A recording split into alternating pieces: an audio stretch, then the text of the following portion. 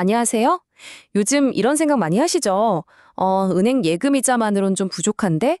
안정적인 현금 흐름, 그러니까 월급처럼 따박따박 들어오는 돈을 만들고는 싶은데 막상 뭘 어떻게 시작해야 할지 막막하고요. 오늘 이 시간이 바로 그런 분들을 위한 명확한 길잡이가 되어줄 거예요.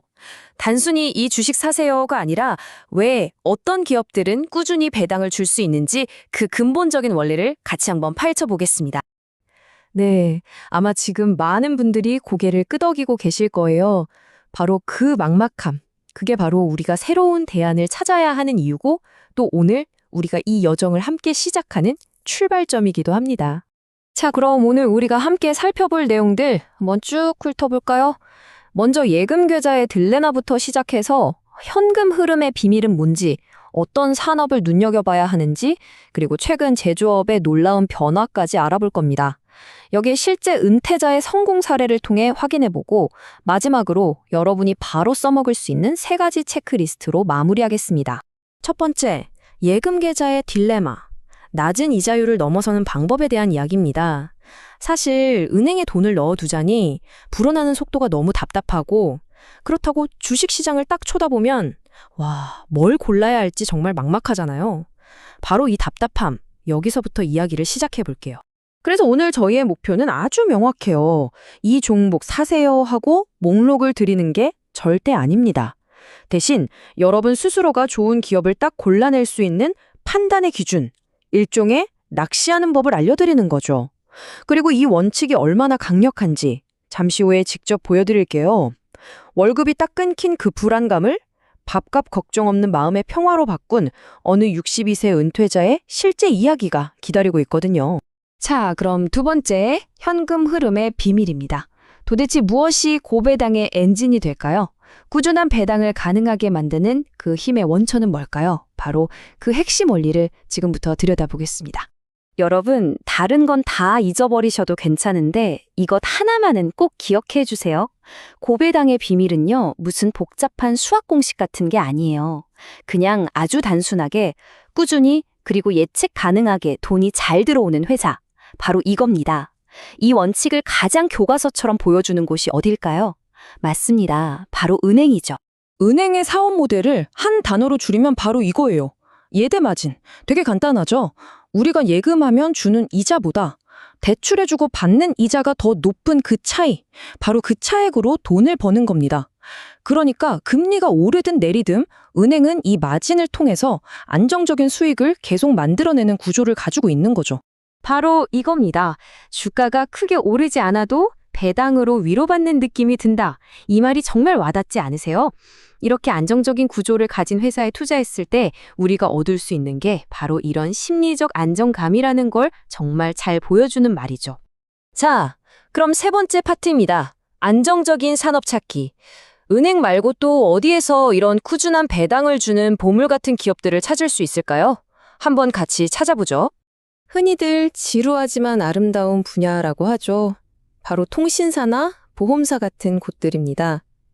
주가가 하루아침에 몇 배씩 뛰는 그런 화려함은 없을지 몰라도 안정성 하나는 정말 최고예요.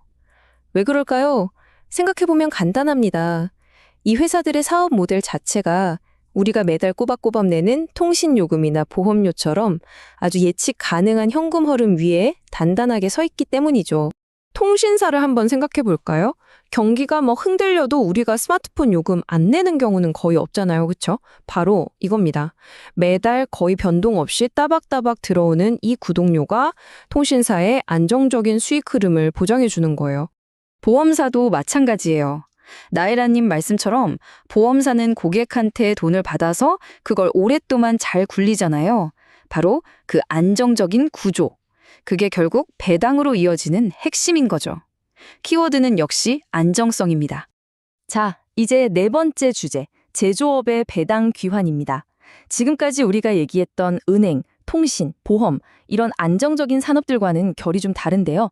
아주 의외의 분야에서 정말 놀라운 변화가 시작되고 있습니다. 예전에는요, 제조업이나 중공업 회사들은 배당에 좀 인색하다는 인식이 있었어요.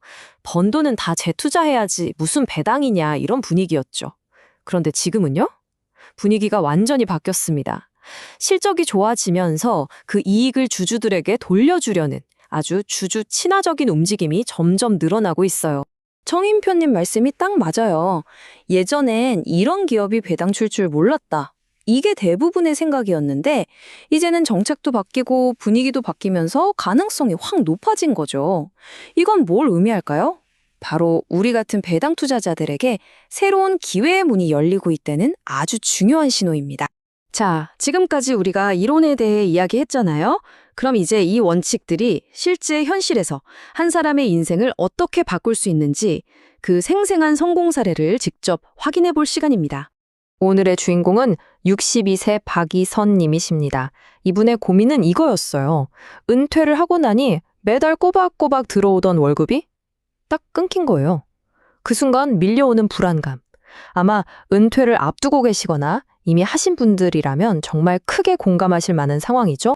그럼 박 이사님은 이 문제를 어떻게 해결했을까요? 전략은 놀라울 정도로 단순하고 명쾌했습니다.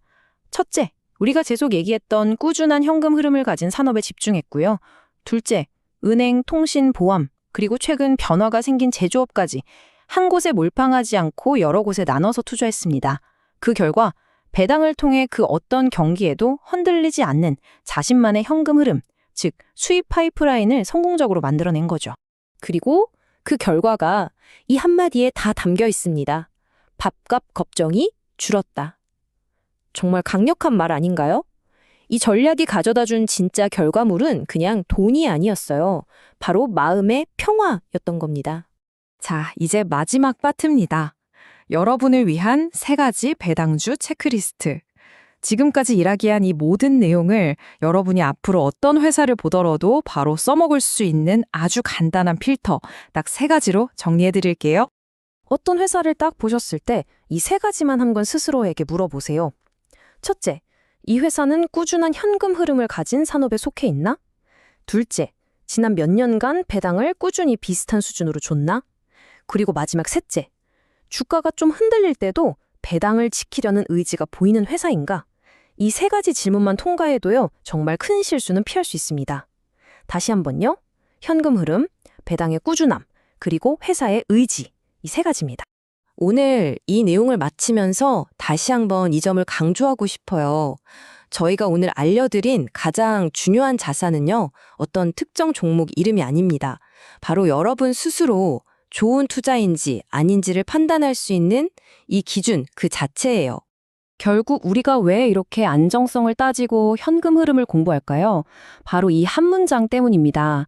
돈보다 중요한 건 마음의 여유입니다.